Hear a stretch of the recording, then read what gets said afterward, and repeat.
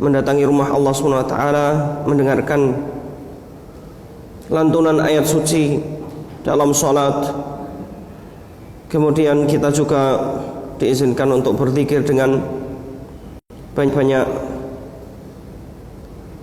memuji Allah Subhanahu wa taala serta menuntut ilmu Allah Subhanahu wa taala, sehingga semoga kita termasuk orang-orang yang diberkahi oleh Allah Subhanahu wa taala.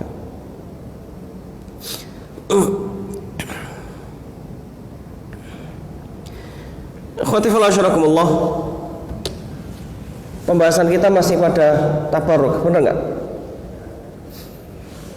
Moga-moga ini sesi terakhir ya.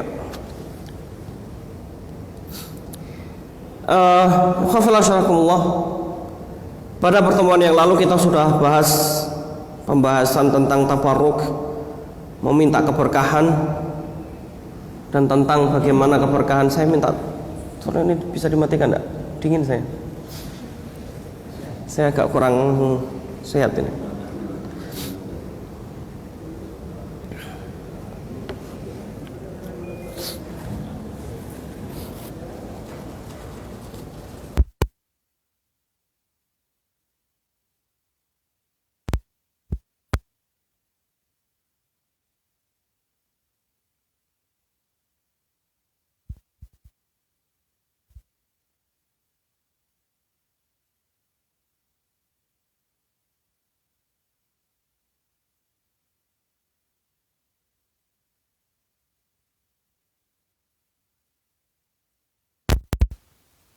Larang ketika seorang meminta keberkahan kepada Allah Subhanahu wa taala. Terakhir pembahasan kita pada waktu itu, seingat saya ini adalah di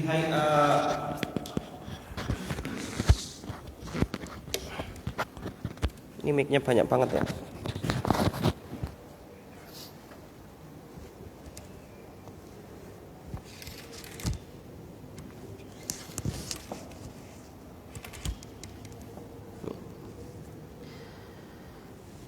Tabarruk tentang bi amrin hissiyin ma'lum. Kita sudah bahas ini. Tabarruk dengan hal yang hissi, secara fisik sudah maklum, secara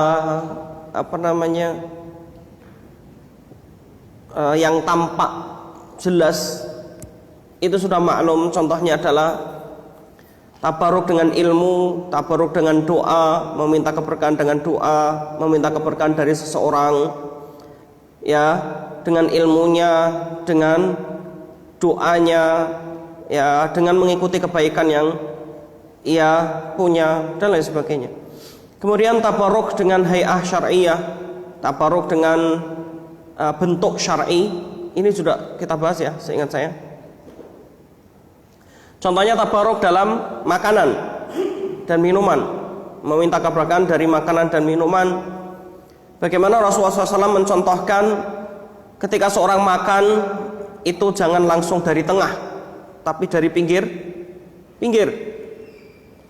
Dari pinggir-pinggir dulu, baru kemudian ke tengah, supaya mendapatkan keberkahan dari Allah Subhanahu wa ta'ala. Kemudian salah satunya tata cara yang bisa mendapatkan keberkahan adalah ketika makan tersisa di tangan-tangan kita, kemudian dimakan, dijilatin. Kalau bahasa Rasulullah SAW menjilatin. Rasulullah SAW menjilati tangannya ketika makan. Kemudian di dalam riwayat juga Rasulullah SAW ketika makan dengan cara tangan kanan adap-adap makan supaya mendapatkan keberkahan dari Allah Subhanahu wa taala. Tangan kanan, kemudian dengan duduk, kemudian tata cara duduk ketika makan itu dengan cara yang hay'ah tertentu, ya. Dengan melipat bagian mana? Melipat bagian mana? Bagian kiri, melipat bagian kiri. dan kemudian mengangkat bagian kanan. Ini tata cara makan Rasulullah SAW. Ya begitu. Ya, hikmahnya besar ternyata, ikhwah. Hikmahnya besar tentang tata cara makan seperti ini, supaya mendapatkan keberkahan dari Allah Subhanahu wa Ta'ala. Baik, pada hari ini membahas tentang at-tabarruk bil amkinah, meminta keberkahan dari tempat-tempat tertentu secara syar'i. Disebutkan bahwasanya tempat itu mendapatkan keberkahan. Yang pertama, jamaah Allah SWT, adalah tempat-tempat yang mendapatkan keberkahan dari Allah Subhanahu wa Ta'ala adalah yang pertama masjid. Masjid Allah Subhanahu wa Ta'ala. Seluruh masjid dan musola. Musola termasuk enggak? Termasuk. Semua rumah-rumah Allah Subhanahu wa Ta'ala, baik itu musola maupun masjid, itu semuanya adalah tempat yang paling berkah.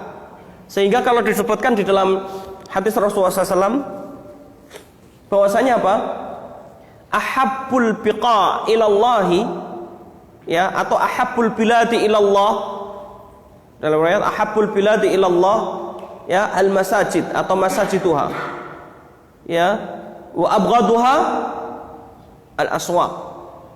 Atau riwayat yang lain disebutkan, ya, khairul biqa al masajid wa syarruha al aswaq. Sebaik-baik tempat atau sebaik-baik daerah, atau dalam riwayat yang lain disebutkan daerah yang paling disukai oleh Allah Subhanahu wa Ta'ala adalah masjidnya, masjid-masjidnya. Maka aneh sekali kalau orang itu lebih senang ke selain masjid daripada ke masjid. Harusnya lebih senang datang ke masjid, karena di dalam masjid itu mendapatkan keberkahan. Antum mau apa di masjid? Ya, mau antum duduk nunggu sholat dapat berkah? Duduk doang.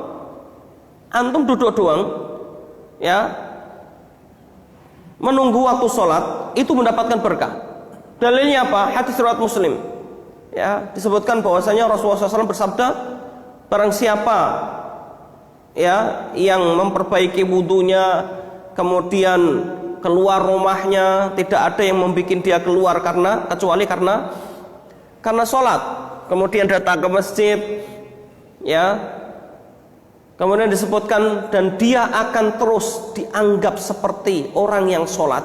Artinya dia mendapatkan pahala sholat selama dia berada di masjid atau berada di tempat sholatnya. Madama fi musallahu, selama dia berada di musolanya. Maksudnya musola di sini adalah tempat sholatnya, maksudnya di masjid. Selama dia di masjid, dia tetap dianggap sholat. Contohnya seperti kita sekarang. Kita nggak nunggu waktu sholat, tapi kita sudah selesai sholat. Ya, sudah selesai sholat kita. Tapi kemudian kita berzikir atau kita menuntut ilmu setelah sholat, itu bagian dari orang yang mendapatkan apa? Pahala sholat. Orang mendapatkan pahala sholat. Ya, sampai kapan? Sampai dia pergi keluar dari masjidnya. Ya, ini masya Allah, ya, pahala yang besar. Nah, karena masjid secara umum, masjid itu mendapatkan keberkahan. Belum lagi disebutkan dalam hadis yang lain, ketika seorang berkumpul di masjid-masjid Allah Subhanahu wa Ta'ala, yatluna kitab Allah, di situ membacakan ayat-ayat Allah Subhanahu wa Ta'ala, kemudian wa yatadarasunahu bainahum, kemudian saling membacakan, saling mempelajari isi kandungan yang ada di dalamnya, atau saling mempelajarinya, ya, entah itu mempelajari isi kandungannya atau mempelajari ayat-ayatnya, atau mempelajari cara membacanya. Intinya mempelajari Al-Quran. Maka kata Rasulullah SAW bagaimana? Maka dia akan mendapatkan keberkahan dari Allah SWT. Kemudian diberikan rahmat, kemudian malaikat-malaikat akan datang menaungi, dan lain sebagainya.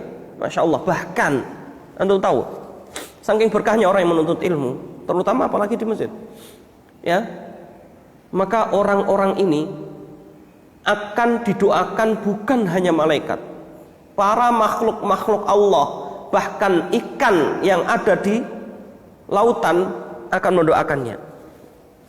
Kok bisa ikan mendoakan? Bukankah ayat Al-Quran sudah mengatakan juga bahwasanya apa? Hewan-hewan, bahkan tumbuhan-tumbuhan, bahkan bebatuan itu bertasbih kepada Allah Subhanahu wa ta'ala. Jadi sangat mudah sekali Allah menjadikan hewan-hewan itu mampu untuk mendoakan. Ya, coba saking berkahnya ini. Hewan aja doakan. Ya, bukan hanya manusia, bukan hanya malaikat. Baik, ini masjid secara umum. Kemudian yang kedua, ada masjid secara khusus yang keberkahan di dalamnya berlipat. Ada 3 masjid. Masjid pertama apa? Masjidil Haram. Yang kedua, Masjid Nabawi. Yang ketiga, Masjidil Aqsa. Ada satu lagi tambahan. Ya. Ada satu lagi tambahan yang disebutkan oleh Rasulullah SAW, yakni Masjid Quba. Bukan Quba yang ada di Taman Royal ya. Masjid Quba itu Rasulullah SAW mengatakan mendapatkan keberkahan di dalamnya. Ada dalil khusus dan ada kekhususan masjid-masjid tertentu. Wallahu ta'ala a'lam. Ini masjid. Kemudian selanjutnya ada tempat-tempat atau daerah-daerah yang mendapatkan keberkahan. Yang pertama adalah 2 kota suci, Makkah dan Madinah. Maka barang siapa yang berbuat baik di dalamnya, berbuat baik, beramal soleh, antum di Mekah atau di Madinah, antum bersedekah, atau ada orang yang tiba-tiba kehilangan barangnya atau kehilangan uang, antum kasih, antum kehilangan berapa? Ya, $1.000, antum kasih $1.000 langsung seumpama.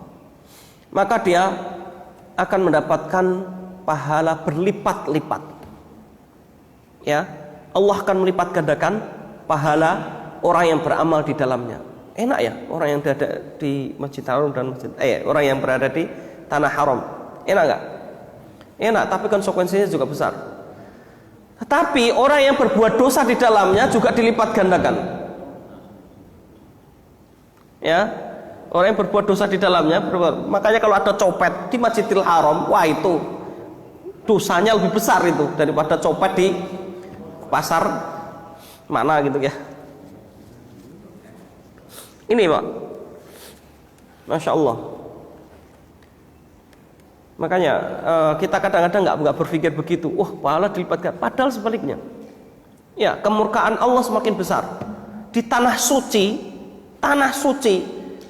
malah justru berbuat keburukan. Waliyadzubillah, naudzubillah min dzalik. Ya, ini. Taib.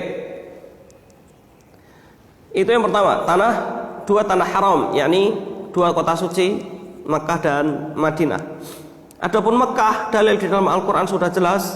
Adapun Madinah, jelas Rasulullah SAW berdoa untuk memintakan keberkahan di dalamnya, sehingga Allah memberikan keberkahan di dalamnya. Makanya gini Pak, ketika Rasulullah SAW datang ke Madinah, kemudian Rasulullah SAW berdoa. Doanya begini, hadisnya sahih, riwayat Bukhari dan Muslim. Nanti anda bisa buka, cek. Ya, Rasulullah SAW berdoa, ya Allah berkahi kota ini atau berkahi negeri ini sebagaimana engkau berkahi Mekah oleh doa Nabi Ibrahim. Kalau Mekah itu doa Nabi Ibrahim, ya. Dan aku memintakan keberkahan itu sebagaimana sebagaimana Nabi Ibrahim telah mendoakan untuk Mekah, ngerti nggak? Dan aku meminta lebih, ngerti? Jadi gini, Rasulullah berdoa untuk keberkahan Madinah sebagaimana doa Nabi Ibrahim terhadap Mekah. Tetapi Nabi Muhammad SAW meminta lebih untuk Madinah. Makanya Pak, nanti antum dapatin salah satu keberkahan Madinah itu, 1, bentuk keberkahannya, kurma di Madinah itu terkenal paling bagus. Kurmanya Nabi yang di Madinah itu paling bagus. Nanti ada beberapa kebun-kebun wakaf, antum banyak nanti dapatin. Antum banyak beli kurma dan lain sebagainya.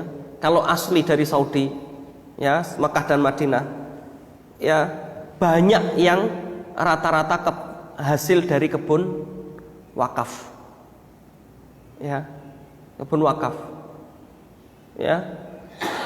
Nah, kurma Madinah itu termasuk kurma yang paling enak, paling bagus, ya. Ini salah satu keberkahannya. Itu Madinah. Makanya itu sebagai Madinatun Nabi, kotanya Nabi. Ya, ini kotanya Nabi Muhammad sallallahu alaihi wasallam. Kemudian apa? Kurmanya itu tidak pernah surut hasilnya di Madinah itu. Itu dari segi kurmanya, belum yang lainnya. Wallahu taala a'lam. Taib, ini tempat-tempat khusus. Kemudian ada lagi tempat atau daerah yang diberkahi selain dua kota suci. Betul. Yang kedua adalah negeri Syam. Negeri Syam. Syam itu 4 negara, ya, Palestina, Lebanon, Suriah dan Yordania. Itu negeri yang diberkahi. Dalilnya apa? Ayat Al-Quran, surat Al-Isra, nanti dibuka. Allah SWT berfirman, Subhanalladzi asra bi'abdihi laylan minal masjidil harami ilal masjidil aqsalladzi barakna haulah. Kata Allah SWT, Maha suci Allah Subhanahu wa ta'ala yang telah memperjalankan nabinya, hambanya, ya, dari Masjid Haram ke Masjidil Aqsa yang kami berkahi sekitarnya. Jadi Masjidil Aqsa itu yang diberkahi bukan hanya Masjid Nasr saja, tapi apa? Negeri sekitar Masjidil Aqsa. Yang dimaksudkan adalah negeri Syam.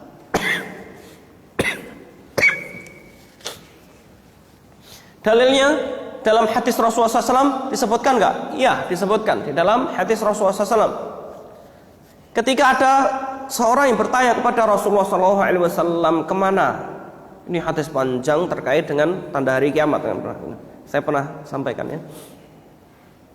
Kemana kita pergi kalau tidak Makkah dan Madinah? Karena Makkah dan Madinah tidak akan dimasuki oleh Dajjal. Dajjal tidak bisa masuk ke Makkah dan Madinah. Sehingga apa? Kalau semuanya ke Makkah Madinah nggak mungkin dong, ya kan? Kemana kita? Maka kata Rasulullah SAW, alaikum bisyam. Hendaknya kalian pergi ke Syam, karena itu adalah negeri yang Allah berkahi di dalamnya, kata Rasulullah SAW.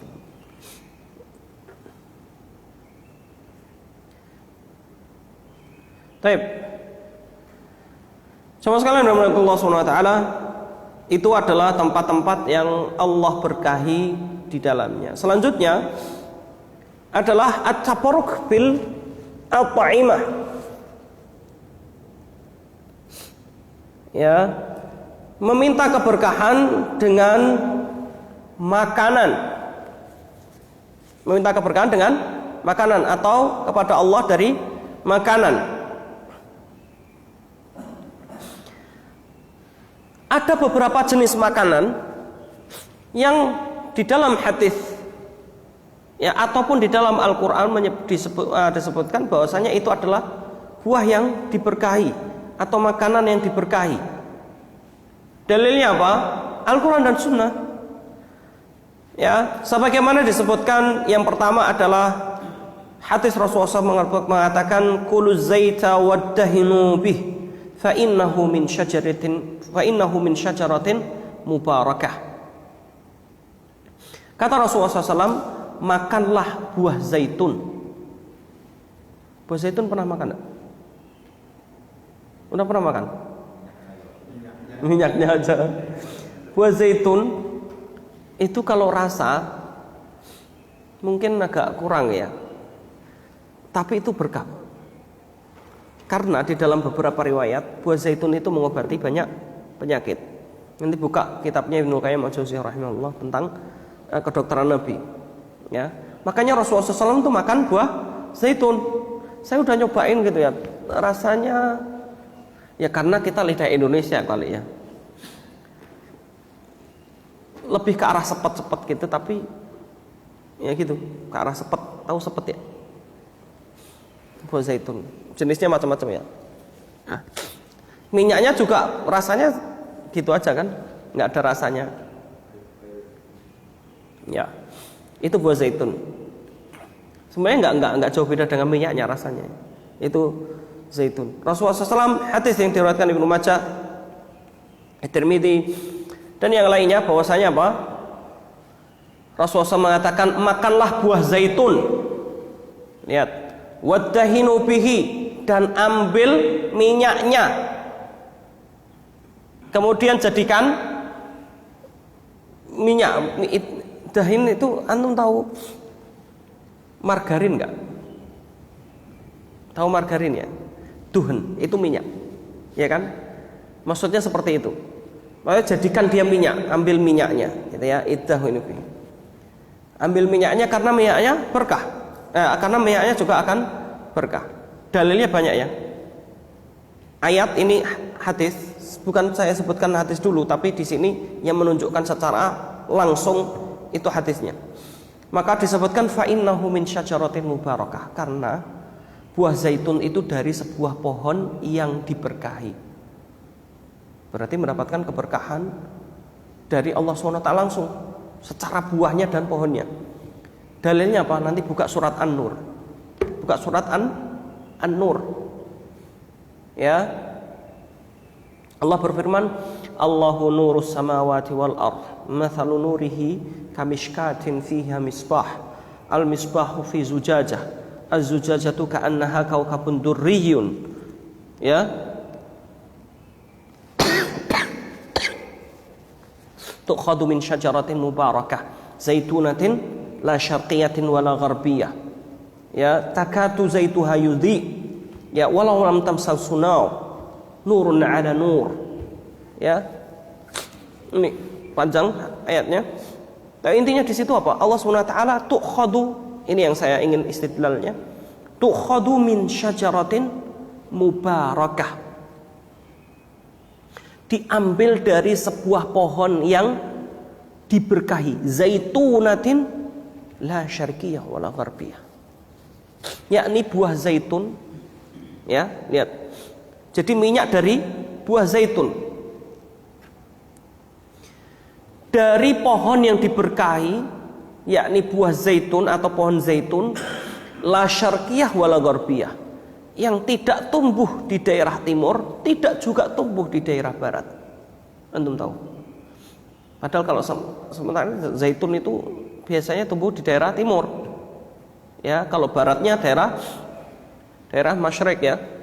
Mana? Maroko. Bahkan Spanyol pun sudah ada. Ada Pak, zaitun Spanyol ada. Ya, karena zaitun Spanyol dulu dikuasai oleh kaum muslimin. Berabad-abad lamanya. Ya kan? Sehingga apa? Maklum kalau di sana sudah ada pohon zaitun. Karena apa? Zaitun ditanam di sana.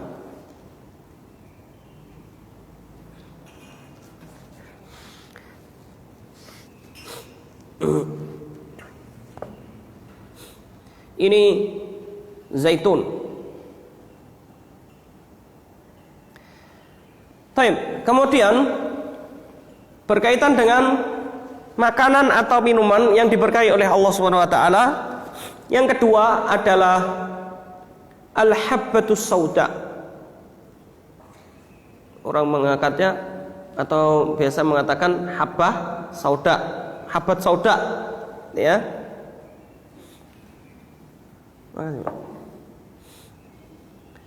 Habbat sauda Kenapa habbat sauda diberkahi? Rasulullah yang mengatakan itu. Kata Rasulullah SAW, al-habbatu sauda syifa'un min kulli da. Habbat sauda itu obat dari seluruh penyakit, illasam, kecuali mati. Ya, kalau mati nggak ada obatnya. Ya. Artinya habbat sauda berarti apa?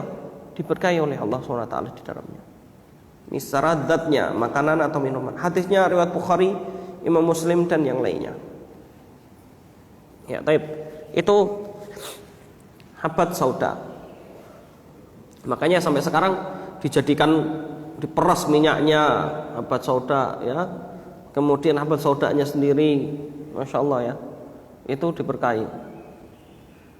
Selanjutnya, termasuk makanan yang diberkahi atau minuman yang diberkahi oleh Allah SWT adalah buah-buahan yang disebutkan di dalam Al-Quran. Ya, buah-buahan yang disebutkan di dalam Al-Quran. Contohnya buah apa? Kurma. Ya, berapa kali Allah menyebutkan? Berkali-kali disebutkan di dalam Al-Quran itu. Kurma. Entah itu pohonnya, entah itu dengan buahnya. Kalau pohonnya dengan bahasa nakhl, pakai kha, bukan pakai ha. Kalau pakai ha artinya lebah. Makanya kalau orang itu enggak fasih, salah nanti maknanya. Bilang nakhl gitu ya. Artinya beda. Kalau nakhl lebah, tapi kalau nakhl kurma, pohon kurma.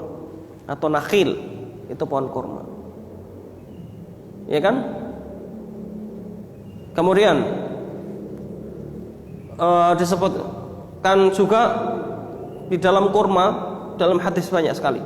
Salah satunya apa? Rasulullah SAW mengatakan orang yang memakan kurma ajwa, 7 butir kurma ajwa, kurma Nabi. Saya ulangi, orang yang makan 7 butir kurma Nabi di pagi hari, maka ia akan terhindar dari sihir. Ya, tidak ada madarat yang akan mengenainya. 7 butir. Cuman kita kadang-kadang lumayan kalau ajwa mahal, Pak ya. Ya, ajwa mahal lumayan. Ya, 7 butir kurma ajwa, dan ini saya membuktikan berkali-kali, Pak, kurma ajwa itu. Ini terutama kurma ajwa ya. Enggak dapat kurma ajwa, kurma aja boleh-boleh aja. Intinya kurma secara umum itu mendapatkan keberkahan. Kecuali atau apalagi kurma Nabi. Kurma ajwa adalah kurma Nabi. Bahasa Arabnya itu ajwah. Ya, ajwah. Kurma ajwah. Nah, itu adalah kurma yang atau buah yang diberkahi oleh Allah Subhanahu wa taala. Ya, sampai-sampai Rasulullah SAW ya, itu kesukaannya kurma. Bahkan beliau buka puasa dan sahurnya hanya dengan kurma. Kadang-kadang beliau hanya 1 butir kurma. Coba bayangkan, saking hebatnya kurma dengan izin Allah SWT. Itu 1 butir aja cukup. Saya pernah sakit demam berdarah, DP. Ya, karena musim-musim beberapa bulan yang lalu lah, atau setengah tahun lalu. Itu musim-musim begitu kan, kalau kamu rumah sakit langsung divonis ya. Akhirnya saya mau ke rumah sakit, tidak berani. Ya udah, kata istri saya, aku trauma katanya. Trauma, diisolasi itu trauma. Maka kemudian kalau masih kuat di rumah aja. Saya juga di rumah aja. Udah nggak kuat, berdiri juga udah nggak kuat. Panasnya tinggi sampai keluar darah dari hidung. Kemudian saya bilang, udah, apapun yang terjadi saya di sini nanti dirawat aja, saya bilang gitu. Kalau saya mati di sini udah pokoknya dirawat aja. Udah nggak kuat saya, udah nggak kuat. Kemudian kita disediain apa namanya, jus apa, jambu merah dan lain sebagainya. Tapi salah satu yang membuat kekuatan super, dan demi Allah tadinya tuh nggak kuat, tuh sudah nggak kuat. Terus saya bilang, istri saya cuma bilang, mau makan apa? Nggak ada yang masuk makanan, nggak bisa masuk. Kemudian saya minta, itu ada sisa kurma ajwa tuh, bawa aja sini. Bawa, saya makan. Saya cuma makan berapa butir ini. Terus kemudian nggak kuat, terus tak paksain sampai 7 butir. Dengan izin Allah SWT itu kayak booster banget kekuatan. Demi Allah, saya merasakan. Saya hanya berdoa bismillah, dengan kurma ini berikan saya kesembuhan. Kemudian insya Allah langsung tuh kuat banget. Kuat banget. Tadinya nggak begitu, masya Allah tadi lemah, bisa duduk akhirnya, bisa duduk. Terus saya ngerasain seger, nggak seperti sebelumnya. Seger ya, itu masya Allah kurma ajwa. Itu berkali-kali. Ya, makanya pantas Rasulullah SAW itu mengatakan 7 butir kurma ajwa tidak akan terkena sihir. Biasanya Pak, nanti Anda bisa buka tentang ayat hadis-hadis tentang sihir dan hadis-hadis tentang ruqyah. Biasanya orang terkena sihir itu ada sisi lemah pada beberapa hal. Satu, lemah dari fisik. Saya ulangi, orang kena sihir itu biasanya sisi lemahnya ada. Satu, sisi lemah dari fisiknya. Biasanya Pak, contohnya orang stres, ngerti ya? Orang lagi stres itu fisiknya akan menurun. Nah biasanya mudah sekali masuk setan, jin itu masuk. Yang kedua, lemah dari segi iman, karena dia kosong dari zikir. Biasanya orang kena sihir itu seperti itu. Ya, nanti aku buka di beberapa. Makanya Rasulullah SAW memerintahkan kepada kita jangan kosong dari zikir.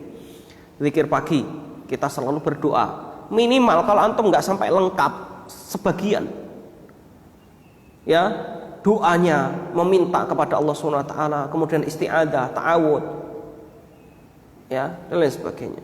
Apalagi kalau dibarengi dengan makan kurma itu dengan izin Allah, Allah akan menjaga. Karena berkah, nggak mungkin kalau nggak berkah Allah menjaganya. Itu kurma. Lanjutnya, ada makanan yang diberkahi oleh Allah SWT selain kurma apa? Betul, apa tadi? Anggur. Anggur diberkahi, iya. Ayat dan hadisnya jelas. Ayatnya apa? Banyak. Wa inaban wa qadba, ya kan? Inab itu anggur. Ya. Berapa kali Allah SWT mengatakan itu di dalam Al-Quran? Banyak. Baik anggur dalam kondisi basah maupun anggur dalam kondisi kering. Dan kelebihan anggur begitu banyak sekali disebutkan oleh Rasulullah SAW. Salah satu buah yang paling disukai oleh Rasulullah SAW adalah anggur. Jadi kalau ada orang yang nggak suka anggur, ini berarti nggak suka kesukaan Rasulullah. Saya menceritakan Anas bin Malik. Anas bin Malik itu gara-gara Rasulullah SAW seneng, suka makan sesuatu, itu Anas bin Malik jadi suka. Anas bin Malik itu dari kecil itu kan berkhidmah kepada Rasulullah SAW 10 tahun kurang lebih. Berkhidmah itu menjadi pembantunya Rasulullah SAW dari sejak kecil. Karena waktu datang Madinah, ibunya hanya bilang gini, ya Rasulullah, saya tidak punya apa-apa untuk aku berikan kepadamu. Orang-orang punya harta bisa memberikan kepadamu harta, tapi saya tidak punya apa-apa. Tidak ada sesuatu yang paling berharga di dalam diriku. Tidak ada sesuatu yang berharga bagiku kecuali anakku ini, yakni Anas bin Malik, masih kecil waktu itu. Ya, kemudian aku berikan anakku ini untuk berkhidmah kepadamu. Kemudian menjadi pembantunya Rasulullah SAW selama 10 tahun. Selama itu juga kan Anas bin Malik sering diajak oleh Rasulullah, ya kemana-mana diajak kayak anaknya. Hingga suatu ketika Rasulullah pernah dijamu oleh seorang anak ini Pak. Bukan anak kecil banget ya, enggak juga. Seorang gulam itu biasanya umur 13 sampai 17, masih remaja lah, ngerti nggak? Tapi dia ahli menjahit. ahli menjahit. Terkenal kualitas jahitannya. Kemudian sampai hingga suatu ketika diminta oleh penjahit ini untuk datang ke rumahnya. Karena apa? Penjahit senang sekali kalau ada punya harta, punya makanan, mengundang Rasulullah SAW untuk makan, itu senang banget. Sehingga suatu ketika meminta Rasulullah SAW untuk datang, nggak bisa datang-datang. Rasulullah kemudian mengatakan, insya Allah saya akan datang pada sekian-sekian. Maka kemudian pada saat itu dia siapkan jamuannya itu di situ ada gandum, ada macam-macam. Kemudian paling atasnya itu ada steak. Bahasa saya steak ya kalau saya bahasakan. Daging yang dimasak secara kering, jadi tidak dimasak basah. Ngerti nggak masak basah? Antum paham nggak? Iya betul. Kadang-kadang daging itu dimasak pakai kuah. Kalau kita itu apa? Gulai. Nah, kalau kita itu gulai. Kalau di zaman Rasulullah, iya ada. Bisa jadi gulainya berbeda ya. Tapi dimasak basah gitu ya. Nah Rasulullah tuh seneng daging dimasak kering, entah itu steak atau rendang kalau kita, atau apa namanya dendeng lah, pokoknya dimasak kering ya. Steak kering itu kan kering ya, nggak ada kuah-kuahnya itu. Rasulullah tuh begitu melihat itu, yang pertama kali beliau ambil ya, salah satunya itu adalah itu daging. Ya, dagingnya di ini ya, dari atasnya itu daging, bawahnya itu gandum dan lain sebagainya. Kalau kita nasi kebuli lah. Saya gambarkan begitu aja biar gampang antum banget. Kemudian begitu melihat itu, Rasulullah kan makan dagingnya, dan Rasulullah senang sampai habis. Anas bin Malik begitu lihat itu kan ngikutin. Dan yang menjamu nggak ikut makan. Boleh nggak menjamu nggak ikut makan? Boleh. Ya, karena apa? Memuliakan Rasulullah SAW. Ya, masya Allah. Terus kemudian di sekitarnya ada buah-buahan. Salah satunya anggur. Masya Allah enak sekali. Rasulullah memulai dari anggur, ya, dari buah-buahan, kemudian langsung. Dan dalilnya banyak ya. Makanya kalau buah dulu itu sehat kata orang-orang mulai sekarang ya karena memang ada hadisnya. Kemudian mau makan itu sampai habis. Akhirnya kemudian apa? Anas bin Malik mengatakan sejak saat itu aku melihat Rasulullah SAW, kalau bahasa kita dengan lahapnya memakan daging itu, maka kata Anas bin Malik, saya menjadi makanan yang paling aku sukai sejak itu adalah daging kering. Daging yang dimasak kering. Atau bahasa kita itu apa? Steak gitu. Kalau saya boleh membahasakan paling gampang itu steak gitu aja. Ya. Ya, kan steak itu kan kering gitu kan, dimasak gitu. Ini Rasulullah SAW suka sekali. Jadi ada yang masih takut sama daging. Takut kok sama daging. Rasulullah tuh sukanya daging gitu ya. Ya benar. Daging domba itu paling suka Rasulullah SAW. Sama unta. Itu masya Allah ya. Kita cobalah ya. Kapan-kapan daging unta ya. Ya. Yang di Ragunan itu langsung sembelih gitu. Ya benar, masya Allah itu manfaatnya besar sekali. Manfaatnya besar sekali. Antum tahu makan daging unta itu bagian dari kebaikan. Salah satu manfaatnya adalah kata Ibnu Qayyim al-Jauziyah rahimahullah, seorang itu memakan sesuatu maka akan mempunyai dampak dari sesuatu yang dia makan. Saya ulangi, seorang makan sesuatu itu pasti akan mendapatkan dampak dari apa yang ia makan. Contohnya, kalau seorang makan makanan yang haram, maka dampaknya juga sama. Kata Ibnu Qayyim al-Jauziyah. Contohnya apa? Orang makan ular, daging ular, atau daging apa namanya yang buas. Biawak nggak begitu buas. Ya, buaya semua.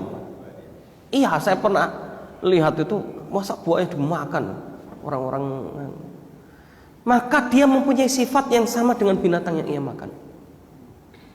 Kenapa Rasulullah SAW juga dalam syariat Islam ini nggak boleh yang namanya makan babi? Beberapa binatang buas itu diharamkan karena nanti manusia akan mempunyai sifat buas. Iya, itu hikmahnya.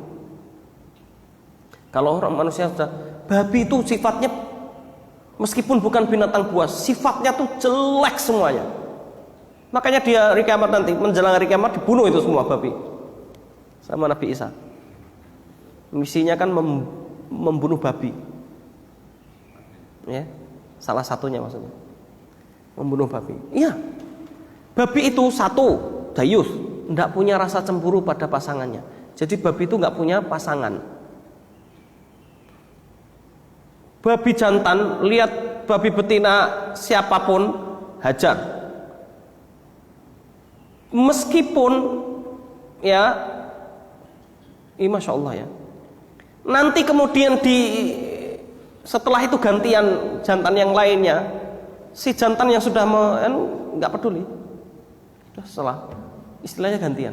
Makanya pernah ditunjukkan ada satu kandang babi, satu betina, dua jantan, satu kandang ayam, satu betina, dua jantan. Begitu ayam, apa yang terjadi? Ayam jantan tarung dulu. Tarung, yang menang dia yang dapat. Ya, giliran babi gantian. Naudzubillah min dzalik. Ya, ini coba. Mau jadi sifat babi. Satu. Yang kedua, babi itu makan kotorannya sendiri. Dan makan makanan kotor. Itu babi. Jadi babi, Pak, kalau dia kelaparan, dia akan buang air besar, ya, dia akan buang kotorannya kemudian dimakan. Atau kalau enggak, dia muntahkan makanan yang ada di dalam perutnya, dia makan lagi.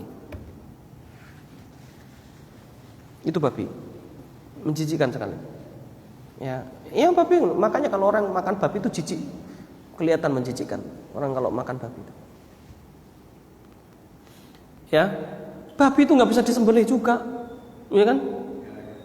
Nggak punya leher. Ya, coba binatang menyusui tapi nggak punya leher, kan aneh ya. Ini ya babi. Waliyadzubillah. Pokoknya banyak sekali. Makanya Ibnu Qayyim mengatakan sifat manusia bisa seperti binatang, apalagi jika dia memakan binatang-binatang tersebut. Ya. Maka kalau onta, itu yang disebutkan Ibnu Qayyim itu salah satu yang hewan yang bagus adalah onta. Onta itu punya sifat yang baik. Satu, onta itu terkenal dengan apa? Binatangnya apa? Penyabar, Pak. Onta itu binatang penyabar, Pak. Antum nyembelih onta, nggak usah seperti nyembelih sapi. Antum nyembelih sapi gimana? 1, 2, 3, brok sampai jatuh gitu ya. Enggak, onta enggak. Dielus, dia nanti turun, sembelih, selesai. Itu onta. Ya nggak pasrah juga maksudnya. Iya, maksudnya dia dan dia nggak takut gitu loh. Kalau sapi itu lebih berat lah pokoknya. Itu onta. Onta itu binatang penyabar, diajak jalan sampai berbulan-bulan, ya, meskipun dia kondisi kelaparan sekalipun dia tetap jalan. Kemudian dia punya sifat yang kuat fisiknya. Perjalanan yang begitu jauh berbulan-bulan bahkan tahun, kuat dia. Ya. Hanya satu sifat jelek yang disebutkan oleh Rasulullah SAW yang ada pada onta. Rasulullah hanya mengatakan, jika kalian minum, jangan minum seperti onta. Itu doang. Ya pasti yang namanya binatang pasti ada sifat jeleknya, ya, nggak mungkin. Tapi dengan itu maka orang itu akan berdampak kebaikan. Apa? Kalau makan daging onta itu cenderung akan mendapatkan dampak positifnya, ya, itu sabar, kuat, ya, menghadapi masalah lebih kuat, ya. Kalau minum unta gimana kalau minumnya unta? Bukan banyak. Kalau banyak boleh Pak. Antum minum banyak juga boleh. Selama tidak kebanyakan. Ya. Antum haus sekali minum banyak nggak apa-apa. Selama tidak kebanyakan. Ya nggak boleh itu pokoknya yang berlebihan. Unta tuh kalau minum nggak pakai jeda Pak. Nggak pakai jeda. Antum kasih 1 ember diminum langsung glok glok glok glok, nggak ada jedanya, ngerti nggak? Kalau kita kan ada jedanya, minum kemudian berhenti dulu, minum berhenti dulu, kan gitu. Unta nggak sampai habis langsung. Itu unta. Makanya Rasulullah melarang orang minum seperti unta. Baik. Kemudian buah-buahan yang lainnya yang ada di dalam Al-Quran banyak ya. Buah tin contohnya. Buah tin, karena Allah SWT sampai bersumpah dengan tin. Rasulullah juga menyebutkan tentang keistimewaan buah tin. Ya. Selanjutnya adalah minuman. Minuman yang diberkahi oleh Allah SWT jelas ayatnya mengindikasikan akan hal itu. Namun hadis Rasulullah SAW banyak sekali. Apa minuman? Air zam-zam. Air zam-zam saja yang sudah jelas-jelas dapat pengakuan. Ya, air zam-zam kata Rasulullah SAW, ma'u zam-zam lima syuribalahu. Hadis Rasulullah SAW. Yang lain kemudian disebutkan ma'u zam-zam mubarakatun. Ya, innaha ma'u zam-zam mubarakatun. Innaha ta'amu tu'am, kata Rasulullah SAW. Air zam-zam itu diberkahi dan sesungguhnya dia adalah makanan orang yang memakan atau sebaik-baik makanan. Kemudian di hadis yang lain, ma'u zam-zam lima syuribalahu, air zam-zam bagi siapa yang meminumnya. Ngerti nggak maksudnya? Makanya antum bisa nanti lihat Imam Bukhari ketika minum air zam-zam berdoa sebelum minum air zam-zam. Ya Allah, jadikan aku orang yang paling orang yang mampu mengumpulkan hadis-hadis Rasulmu. Kalau nggak salah begitu. Kemudian dengan izin Allah SWT doanya dikabulkan. Imam Syafi'i juga sama. Doanya supaya menjadi ahli ilmu. Ya, makanya air zam-zam itu tergantung orang yang meminumnya. Dia berdoa minta apa? Jadi antum kalau minum air zam-zam, sebelum minum air zam-zam, antum berdoa, ya Allah, jadikan aku orang yang kaya dengan hartanya, yang bisa bersedekah dan bisa membawa kaum muslimin kebaikan untuk kaum muslimin semuanya semua. Maka semoga Allah memberkahi. Ya, pasti akan diberkahi oleh Allah SWT. Tapi bisa jadi dikabulkan atau bisa jadi tidak. Tapi banyak ulama yang berdoa dengan wasilah air zam-zam. Imam Bukhari, Imam Syafi'i, ya, dan lain sebagainya, banyak. Itu air zam-zam. Wallahu ta'ala a'lam. Yang terakhir adalah meminta keberkahan dari waktu. Yang pertama adalah waktu sepertiga malam terakhir. Jelas ya, waktu malam tapi sepertiga malam terakhir. Yang kedua adalah malam Lailatul Qadar. Yang ketiga adalah secara umum bulan Ramadan. Selama bulan Ramadan, baik itu siang maupun seluruh. Nah ini subhanallah diberkahi semuanya. Terutama Lailatul Qadar ya tadi. Kemudian yang keempat adalah 10 hari pertama di bulan Dzulhijjah, baik baik siangnya maupun malamnya, itu diberkahi oleh Allah SWT. Kemudian secara umum seluruh bulan-bulan haram itu diberkahi oleh Allah SWT. Ya, bulan-bulan haram apa? Rajab, bukan Sya'ban, Rajab, kemudian apa? Dzulqa'dah, Dzulhijjah, Muharram 4 ya. Berarti ini di kitab 12 Rajab ya. Udah masuk. Nah, ini bulan yang diberkahi. Orang yang beramal di dalamnya dilipat gandakan pahalanya. Orang yang beramal soleh di dalamnya dilipat gandakan. Sebaliknya orang yang berbuat dosa juga sama. Kemudian selanjutnya adalah hari Jumat secara umum. Hari Jumat itu diberkahi.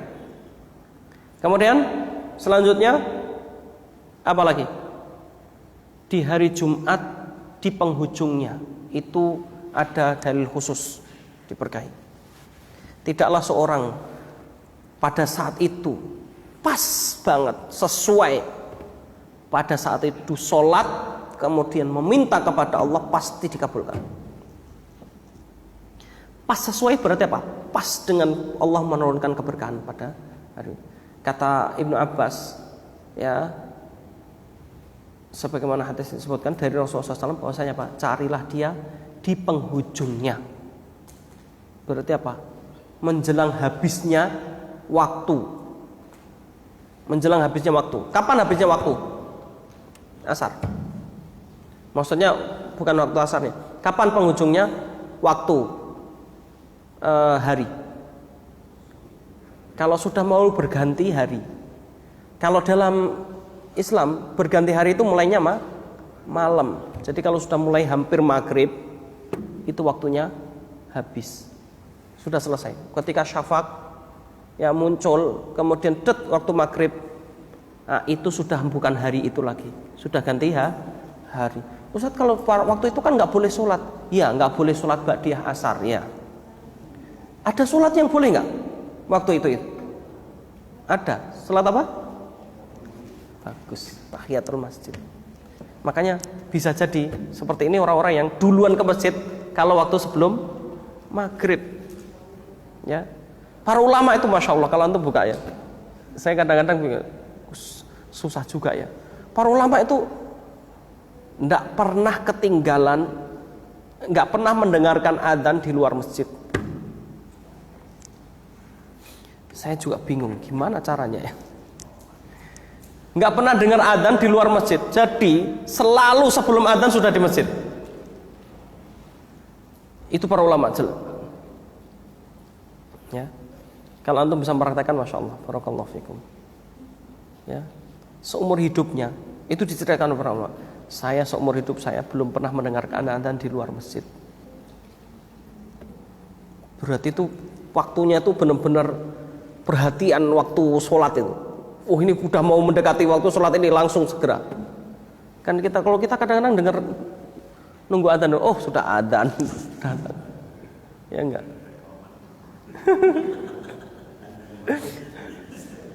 Saya tadi coba berangkat ini rewel udah.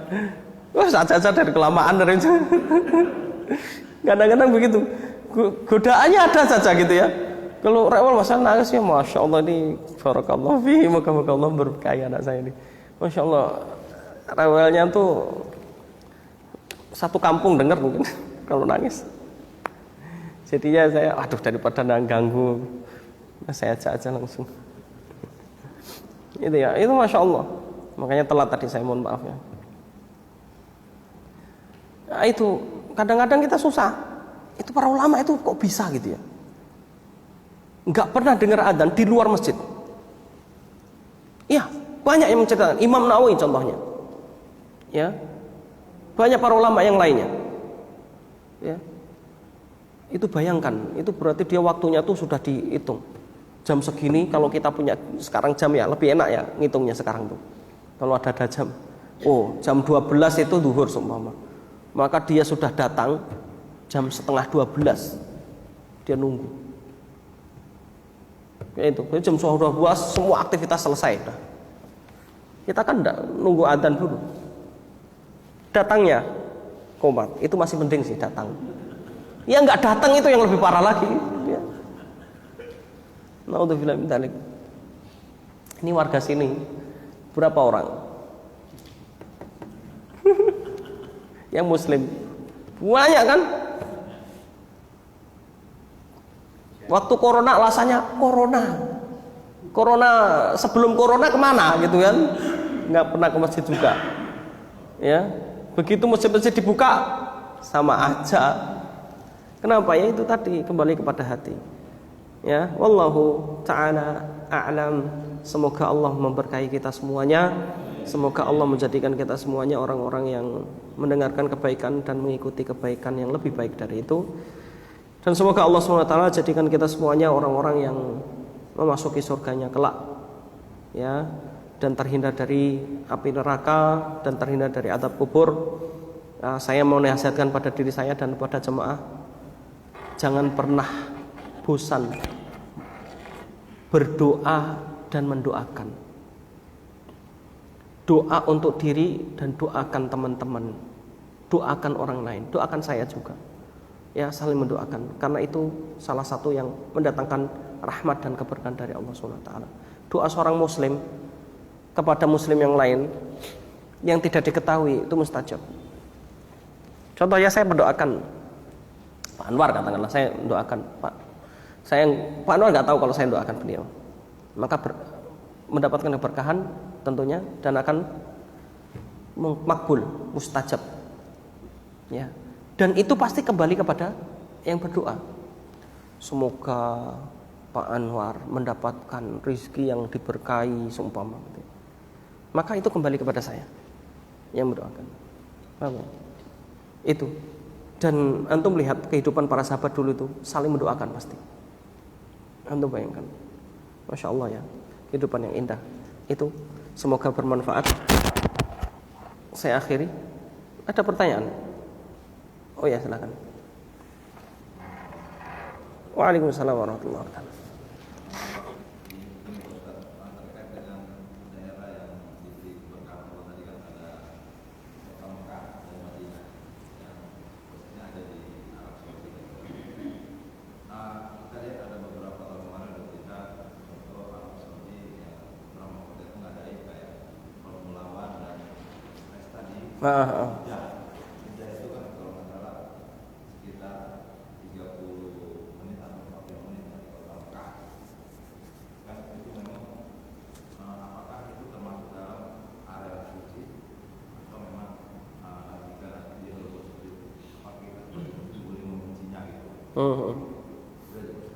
Ya, terima kasih. Jazakallah khairan. Jeddah tidak termasuk dari batasan tanah suci, Pak. Tidak. Dua kota suci itu Makkah, Madinah, ada batasannya, ada batasannya, ada tulisannya. Itu orang kafir nggak boleh masuk. Dua kota suci itu orang nggak boleh masuk, orang kafir nggak boleh masuk. Kalau Jeddah, kenapa di sana ada bandaranya? Iya nggak? Karena kan umum. Makanya di sana orang kafir pun ada di Jeddah. Ada, teman saya ada yang di Jeddah. Ya, saya ingat saya di Jeddah.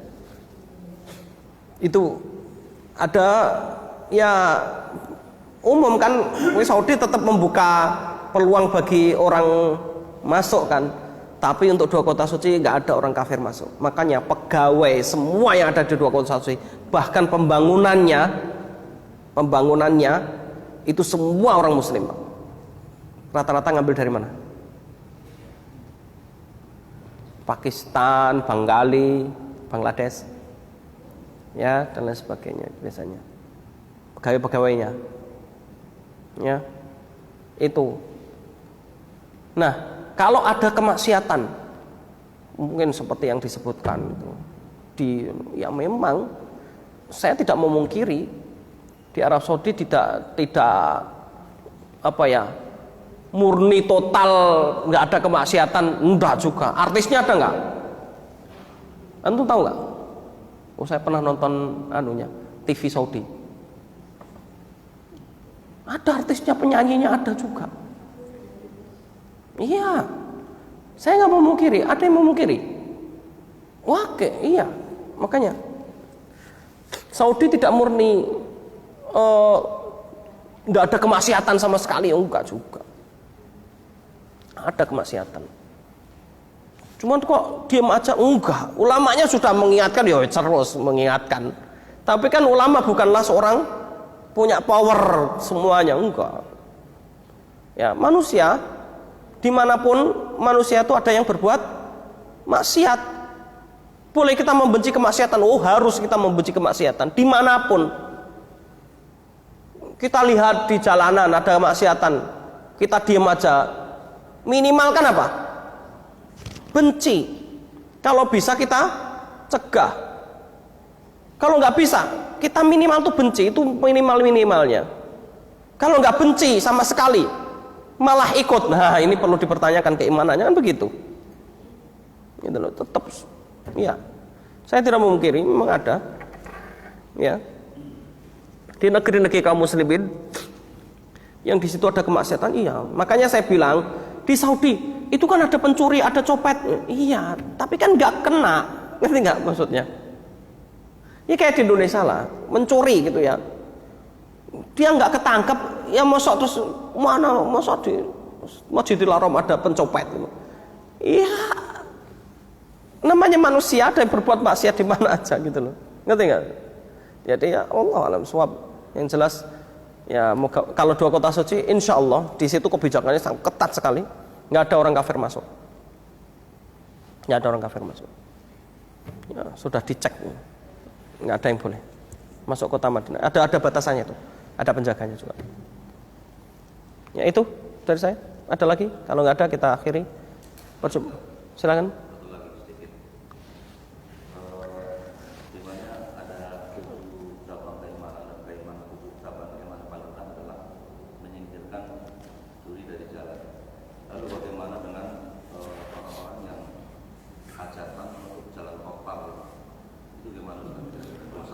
Dosa lah, jelas dosa.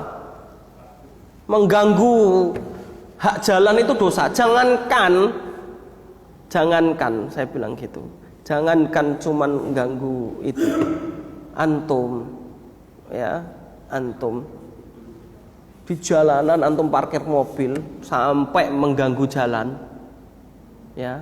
Kalau aturan Indonesia boleh parkir mobil di pinggir jalan selama tidak mengganggu. Antum pernah lihat nggak pasalnya? Saya pernah lihat pasalnya waktu ujian SIM. Gara-gara ujian SIM jadi saya tahu semuanya itu pasal-pasal. Ya boleh orang itu aturan di Indonesia sesuai dengan aturan tentunya ya.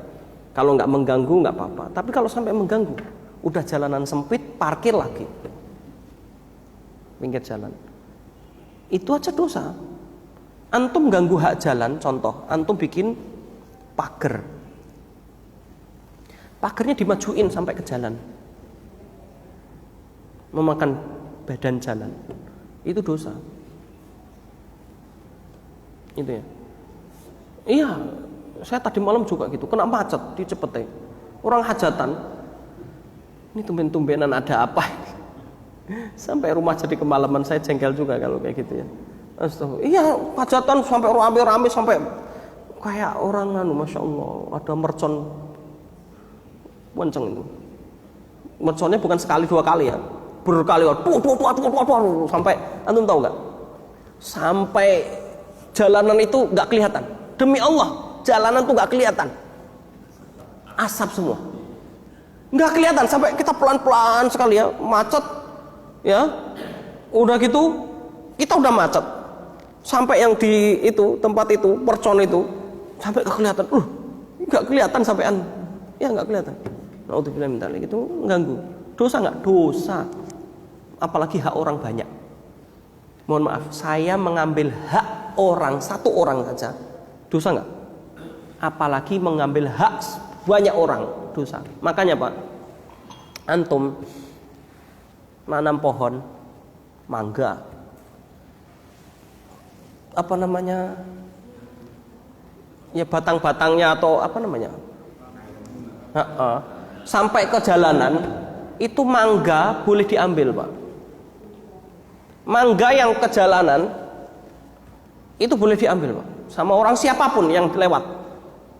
Kalau antum parah, antum dosa, karena antum sudah ganggu jalan. Sebenarnya antum sudah mengambil hak jalan, makanya itu boleh diambil. Itu peraturan Islam sebenarnya. Rasulullah yang makanya itu yang diambil oleh Prancis sampai sekarang masih berlaku. Di Prancis itu antum kalau di jalanan kemudian ada buah yang mengarah ke jalan, antum ambil nggak akan dimarahi. Ya karena peraturan. Loh, nyata Pak. Zaman itu Prancis itu mengambil jalan perang dunia ya. Prancis itu mengambil gelondongan aturan Islam dari kaum muslim, diambil ke Prancis gelondongan. Makanya banyak sekali peraturan-peraturan di sana yang ikut peraturan Islam. Anehnya Indonesia ngambil gelondongan dari Belanda. Itu aneh sekali. Negeri kaum muslimin malah ngambil dari Belanda. Ini aturan Belanda, antum tahu. Mulai dari lalu lintas semua banyak aturan Belanda. Itu naudzubillah. Prancis itu padahal ngambil dari kaum muslimin. Iya, nggak percaya antum, coba antum. Kalau ada rezeki melancong ke Prancis gitu, ngajak-ngajak saya juga nggak apa-apa. Ya, itu boleh Pak. Iya, saya tahu dari dari beberapa vlognya orang-orang itu tentang Prancis. Saya pengen tahu literatur Prancis karena Prancis ini paling termasuk populasi kaum muslimin banyak. Sudah lumayan banyak sekali. Sudah sampai berapa? 40 atau sekian persen dibandingkan negara Eropa yang lainnya. Dan banyak imigran. Dan dia paling welcome terhadap imigran itu Prancis. Ya, meskipun masih ada yang namanya diskriminasi jilbab itu masih ada. Tapi sana itu kaum musliminnya banyak. Saya pengen tahu karena dulu Prancis itu termasuk negeri yang sudah dikuasai kaum muslimin. Sebagian besar Prancis. Bahkan Italia itu sampai Sisilia, saya sudah pernah cerita ya. Sisilia itu sudah masuk negeri kaum muslimin, Sisilia. Biasanya kalau sudah masuk negeri kaum muslimin, itu pasti ada bekas-bekasnya. Banyak. Nah, termasuk Prancis banyak sekali sudah. Makanya di sana ada perpustakaan terbesar di dunia, di Prancis. Itu termasuk ada buku-buku kaum muslimin yang ada di sana. Tapi itu perpustakaan tertutup. Nggak ada yang bisa masuk kecuali orang-orang tertentu. Yang cerita ini dosen saya dulu. Ya. Salah satu dosen kami dulu. Ya. Namanya siapa? Saya agak lupa saya. Karena ngajar saya cuma sebentar aja. Terus beliau udah uzur terus kemudian pulang. Nah, beliau itu pernah mencari manuskrip ya dalam usul fikih, karena beliau meneliti usul fikih. Itu nggak dapat, di mana-mana nggak dapat, karena padahal di dalam literatur para ulama disebutkan di situ kitabnya, tapi tidak sampai, nggak ada yang sampai dicetak. Akhirnya beliau sampai bingung kan. Namanya Dr. Khotam, ya saya masih ingat. Dr. Khotam, orang Sudan aslinya. Akhirnya mencari-cari, kemudian dapat itu tadi kabar bahwasanya di Prancis ada. Maka kemudian dia datang ke sana, sampai neliti itu, sampai makanya bukunya beliau dipakai menjadi kurikulum di Saudi, Dr. Khotam ini.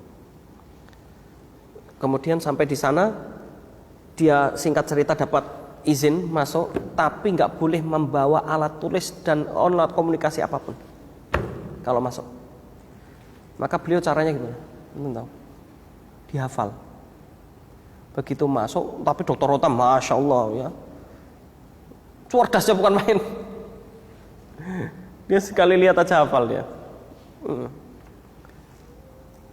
Begitu masuk, dia hafalin, dia cari manuskrip itu dapat. Manuskrip yang dia cari itu dapat. Begitu dapat, beliau hafalin satu buku itu karena manuskripnya besar bukunya. Dia hafalin. Itu dia datang setiap beberapa, pokoknya setiap hari atau bagaimana. Dia hafalin, kemudian begitu dia hafalin khawatir lupa, maka kemudian begitu dia keluar, kalau dia tulis. Dia dapat, akhirnya dapat penghargaan. Lulusan Madinah kalau nggak salah atau mana, tapi beliau masya Allah ya, orang Sudan aslinya, udah uzur, nggak tahu masih ada apa pula. Ya zaman itu aja udah uzur sekali beliau, ya Dr. Khotam. Masya Allah ya, ini doktor usul fikih. Ya. Dan banyak buku-buku kaum muslimin yang dulu di waktu perang salib itu diambilin. Ya. Ada yang dibuang, ada yang dimuseumkan. Wallahu a'lam bishawab. Ini saja. Mohon maaf agak kelamaan. Akhir ta'ala rabbil alamin. Karena subuhnya juga kita mundur ya. Ya. Akhir ta'ala rabbil alamin. Sallallahu alaihi Muhammad wa ala alihi wasallam ajmain. Assalamualaikum warahmatullahi wabarakatuh.